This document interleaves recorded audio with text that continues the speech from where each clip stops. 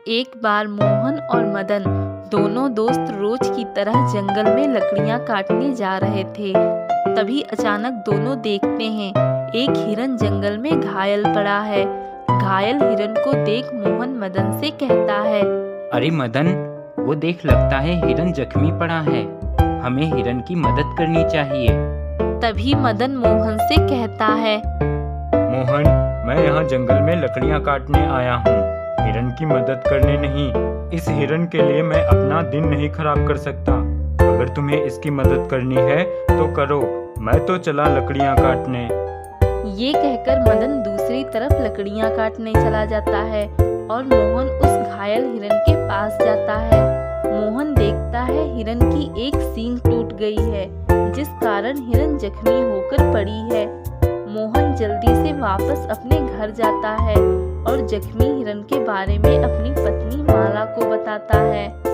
माला मोहन को दवा देती है। मोहन उस दवा को लाकर हिरन के जख्मों पर लगा देता है। तभी हिरन मोहन से कहती है, मोहन, मैं एक जादुई हिरन हूँ और मैं तुम्हारी तरह ही एक दयावान व्यक्ति की तलाश में थी, जिसे मैं ये अपनी टूटी हुई सींग दे सकूं। मोहन, तुम एक बहुत अच्छे और दयावान व्यक्ति हो, इसलिए मेरी इस सींग को तुम अपने पास रख लो। परेशानी में यह सींग तुम्हारे काम आएगी। इतना कहकर हिरन गायब हो जाती है। मोहन उस सींग को लेकर घर आ जाता है। अगले दिन मोहन फिर उसी जंगल में लकड़ियां काटने जाता है। वहाँ मदन पहले से मौजूद होता है। क्या बात है मदन, आज तुम लकड़ियाँ नहीं काट रहे? मोहन, अब से कोई भी इस जंगल में लकड़ियाँ नहीं काट पाएगा, क्योंकि इस जंगल को किसी ने खरीद लिया है और उसने जंगल में लकड़ियाँ काटने पर पाबंदी लगा दी है। मदन, तो अब हम क्या करेंगे? लकड़ी नहीं काटेंगे तो हमारा घर कैसे चलेगा? मोहन, मैंने तो अपने लिए काम की तलाश कर ली है। एक सेठ जी है, उनके यहाँ काम है। भाई मदन, मुझे भी काम दिलवा दो, बहुत मेहरबानी होगी तुम्हारी। ठीक है, मैं सेठ जी से बात करके बताऊंगा तुम्हें। ये कहकर मदन अपने घर चला जाता है और मोहन भी अपने घर आ जाता है। मोहन को घर आया देख माला कहती है, क्या हुआ, आज आप खाली हाथ ही लौट आए, लकड़ियां काट कर नहीं लाए? तभी मोहन माला को सारी बात बताता है। क्या उस जंगल को किसी सेठ ने खरीद लिया और उसने जंगल में लकड़ियां काटने पर पाबंदी लगा दी है? तो अब हमारा घर कैसे चलेगा? अब हम क्या करेंगे? माला, तुम फिक्र मत करो, सब ठीक हो जाएगा। मैंने मदन से कहा है, वो मुझे भी अपने साथ काम पे लगवा लेगा। मोहन मदन का इंतजार करता है, पर कई दिन बीत जाते हैं। मदन मोहन को काम के बारे में कुछ नहीं बताता। इतने दिन हो गए इंतजार करते हुए, अभी तक मदन ने मुझे काम के बारे में कुछ नहीं बताया। तभी मोहन मदन से मिलने उसके घर जाता है। अचानक मदन मोहन को अपने घर आया देख मदन कहता है, अरे मोहन, क्या बात है, तुम अचानक मेरे घर पे? मदन, तुमने मुझसे कहा था कि तुम मुझे काम दिला दोगे। कई दिन हो गए, मैं तुम्हारा इंतजार कर रहा था। तुमने मुझे कुछ बताया भी नहीं काम के बारे में। मोहन की बात सुनकर मदन कहता है, हाँ, मैंने तुम्हारे लिए सेठ जी से बात तो की थी, पर मैं तुम्हें बताना भूल गया था। मोहन मेरे दोस्त, जब मैंने तुम्हारे लिए सेठ जी से काम के लिए बात की, तब तक वो किसी और को काम पे रख चुके थे। मदन की बात सुन मोहन निराश होकर घर चला जाता है। तभी मदन की पत्नी आती है। अरे, ये तो आपके दोस्त मोहन थे, क्या कह रहे थे ये? काम के लिए कह रहा था। मैं इसे जरूर अपने साथ काम पे लगवाऊंगा। पहले भी ये लकड़ियां काटकर मेरा काम आधा कर देता था, जिससे मेरी कमाई कम हो पाती थी, और अब मैं इसे अपने साथ काम दिलवाकर अपनी कमाई थोड़ी ना कम करवाऊंगा। मोहन अपने घर आता है और बहुत निराश होता है। तभी उसकी नजर हिरन की सींग पर पड़ती है। उसे देखकर मोहन कहता है, हिरन ने कहा था कि मुसीबत के समय ये सींग मेरे काम आएगी। अब इससे ज्यादा मुसीबत मेरे जीवन में और क्या आएगी? और अभी तक ये सींग मेरे किसी काम नहीं आई। मोहन के इतना कहते ही सींग से हिरन की आवाज आती है, मोहन, मैं हिरन बोल रही हूँ। मैंने तुमसे कहा था कि मुसीबत के समय मेरी सींग तुम्हारे काम आएगी, पर अभी तक न तुमने मुझे याद किया और न ही मेरी सींग का उपयोग किया। हिरन, मुझे माफ़ कर दो। मैं इतनी अधिक परेशानी में था कि मुझे कुछ समझ ही नहीं आया कि मैं क्या करूं। हिरन, क्या तुम मुझे बता सकती हो कि मैं तुम्हारी सींग का किस तरह उपयोग कर सकता हूं, जिससे मेरी परेशानियां दूर हो जाएं? हाँ मोहन, क्यों नहीं, मैं तुम्हें जरूर बताऊंगी। मोहन, मेरी सींग को तुम किसी भी वस्तु पर 2 बार मारोगे तो वह सोने की बन जाएगी। लेकिन एक बात याद रखना, इस सींग को किसी सोने की वस्तु पर बिल्कुल मत रखना, वरना यह सींग भी गायब हो जाएगी और इससे बनी सोने की वस्तु भी गायब हो जाएगी। ठीक है, मैं इस बात का ध्यान रखूंगा। ये कहकर मोहन उस जादुई सींग को पास रखी एक वस्तु पर 2 बार मारता है और तुरंत ही वह वस्तु सोने की बन जाती है। ये देखकर मोहन बहुत खुश हो जाता है। मोहन उस सोने की वस्तु को बेचकर घर लौट रहा था। तभी रास्ते में वह देखता है एक बाग के पास कुछ लोग खड़े हैं। मोहन पास जाकर एक व्यक्ति से पूछता है। वह व्यक्ति उस बगीचे का मालिक होता है। क्या हुआ? क्या बात है चाचा? यहाँ पे इतनी भीड़ क्यों है? बेटा, मुझे पैसों की बहुत सख्त जरूरत है और मेरे पास सिर्फ ये फलों का बगीचा है, इसलिए मैं इसे बेच रहा हूँ। पर किसी के पास इतने पैसे नहीं कि मेरा बगीचा खरीद सके। तभी मोहन सोचता है, अगर मैं ये फलों का बगीचा खरीद लूँ तो मेरे पास एक व्यापार हो जाएगा, जिससे मैं अपनी मेहनत से आगे बढ़ूंगा। हमेशा जादुई सींग पर निर्भर नहीं रहना पड़ेगा, क्योंकि ज़्यादा लालच अच्छी बात नहीं। ये सोचकर मोहन उस व्यक्ति को पैसे देकर फलों का बाग खरीद लेता है और अपना व्यापार शुरू करता है। मोहन के बाग में खूब फल लगते हैं, जिससे मोहन का व्यापार अच्छा चलता है। एक दिन एक सेठ से मोहन को फलों का बहुत बड़ा ऑर्डर मिलता है। मोहन अपने ऑर्डर को टाइम पे पहुंचा देता है और सेठ से अपना पेमेंट लेने सेठ के गोदाम जाता है, जहां मदन काम कर रहा होता है। अचानक गोदाम में मोहन को देखकर मदन सोचता है, अरे, ये मोहन तो यहाँ तक आ गया काम मांगने। अगर इसने सेठ से काम मांग लिया और सेठ ने इसे काम पे रख लिया तो मेरी कमाई आधी हो जाएगी। नहीं, मैं इसे काम पे नहीं लगने दूंगा। ये सोचकर मदन मोहन के पास जाता है और मोहन से कहता है, मोहन, तुम यहाँ क्यों आए हो? मैंने तुमसे कहा था ना कि यहाँ कोई काम नहीं मिलेगा तुम्हें। तुम जल्दी से यहाँ से चले जाओ, वरना अगर मेरे सेठ ने तुम्हें यहाँ देख लिया तो मुझे बहुत डांट पड़ेगी। तभी सेठ वहाँ आता है और सेठ मोहन को उसका पेमेंट देता है। मदन यह सब देखकर आश्चर्य में पड़ जाता है और मोहन से पूछता है।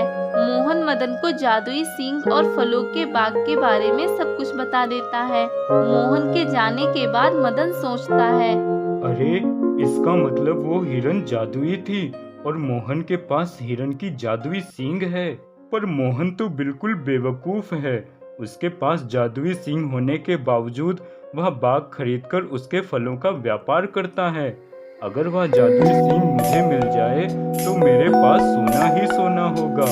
अगले दिन मदन चुपके से मोहन के घर से जादुई सींग चुराकर अपने घर ले आता है और सारी बात अपनी पत्नी को बताता है।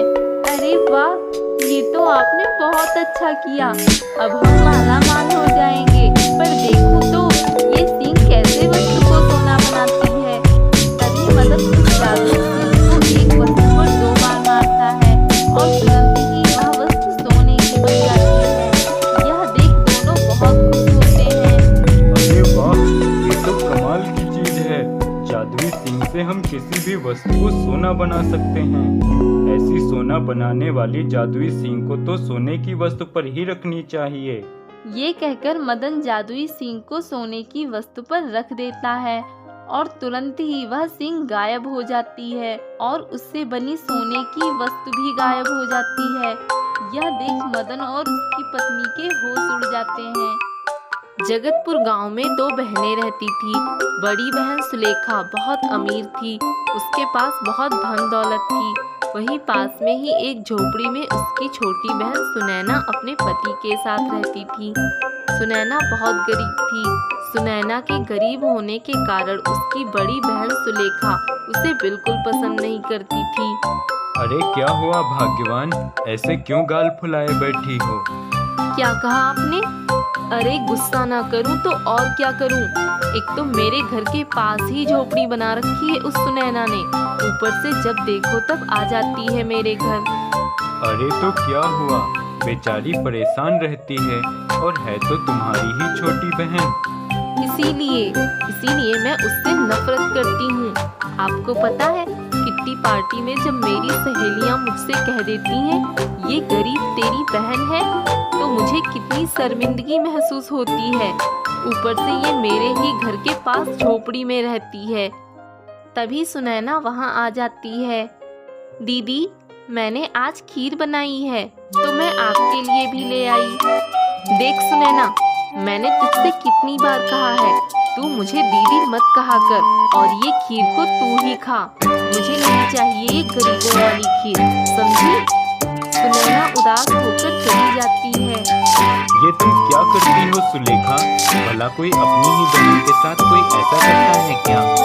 ऊपर से तुम हमेशा उसकी गरीबी का मजाक उड़ाती हो। सुलेखा, ये मत भूलो, अगर सुनैना गरीब है तो उसकी जिम्मेदार भी तुम हो। भूल गई, तुम्हारे पिता ने आखिरी समय में तुम्हें जो धन दिया था और कहा था उसमें का आधा धन सुनैना को दे देना, पर तुमने उसे कुछ भी नहीं दिया। उस बेचारी को तो आज तक इस बात का पता भी नहीं है। आप चुप रहिए, मुझे मत सिखाइए क्या सही है क्या गलत। अगर मैं ऐसा ना करती तो आज तुम भी कहीं सुनैना के पति की तरह कहीं फल बेच रहे होते। मुझे अमीर बनना था, मैं गरीब की जिंदगी नहीं जी सकती थी, इसलिए मुझे जो सही लगा वो मैंने किया। तभी एक साधु आता है और वह बहुत भूखा होता है। सुनो बेटी, मैं बहुत भूखा हूँ, मुझे कुछ खाने को दे दो, तुम्हारी बड़ी कृपा होगी। तुम भूखे हो तो मैं क्या करूँ? मैंने कोई ठेका ले रखा है सबकी मदद करने का? जिसे देखो मुंह उठाकर चला आता है मेरे घर में। चले जाओ यहाँ से, कहीं और देखो। साधु वहाँ से चला जाता है। इधर सुनैना अपने घर आती है। अब मन खुश हो गया तुम्हारा। सुनैना, तुम्हें कब समझ में आएगा, सुलेखा भले ही तुम्हारी बड़ी बहन हो, पर हमारी गरीबी के कारण वो तुम्हें पसंद नहीं करती। फिर क्यों जाती हो उसके घर अपनी गरीबी का मजाक बनवाने?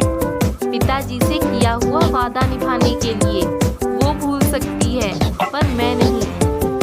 ठीक है, जैसी तुम्हारी इच्छा। बहन तुम्हारी है, तुम जानो, मुझे क्या। अच्छा, अब मुझे बाजार में फल बेचने जाना है, मैं चलता हूँ। इतना कहकर राजेश बाजार में फल बेचने चला जाता है। तभी वही साधु झोपड़ी के पास आता है और सुनैना से कहता है, बेटी, मैं बहुत भूखा हूँ, मुझे कुछ खाने को दे दो। बाबा, मुझे माफ कर दीजिए, मेरे पास खिलाने के लिए तो कुछ भी नहीं है। अगर आप थोड़े समय पहले आते तो मैं आपको खाने के लिए ढेर सारे फल दे देती, क्योंकि अभी अभी मेरे पति फल लेकर बाजार बेचने चले गए। बाबा, इस समय तो मेरे पास ये एक अनार ही है। ला बेटी, इसे ही दे दे, कुछ तो खाने को मिलेगा। साधु अनार लेकर खाता है। तभी जमीन पर एक अनार का बीज गिर जाता है। अगले दिन सुबह राजेश और सुनैना देखते हैं कि उनके आंगन में एक अनार का पेड़ है, जिस पर खूब सारे अनार लगे हैं। अरे ये क्या, ये रातों रात हमारे आंगन में अनार का इतना बड़ा पेड़ कहाँ से आ गया? और इस पर कितने सारे अनार लगे हैं? ये सब कैसे? कल आप जब फल बेचने गए थे उसके बाद एक साधु आए थे। वे बहुत भूखे थे तो मैंने उन्हें एक अनार दिया था। अनार खाते हुए उनके पास से एक अनार का बीज यहाँ पर गिर गया था, पर रातों रात ये बीज से इतना बड़ा फलदार पेड़ कैसे बन गया? तभी पेड़ से आवाज आती है, बेटी, मैं वही साधु हूँ, मैं तुम्हारे मन की परीक्षा ले रहा था। तुम बहुत दयालु हो, इसलिए मैं तुमसे बहुत प्रसन्न हुआ। बेटी, ये एक जादुई अनार का पेड़ है। तुम इस पेड़ से जितने अनार तोड़ोगे उस जगह पर तुरंत नए अनार आ जाएंगे। इस इस जादुई अनार के पेड़ पर कभी अनार खत्म नहीं होंगे।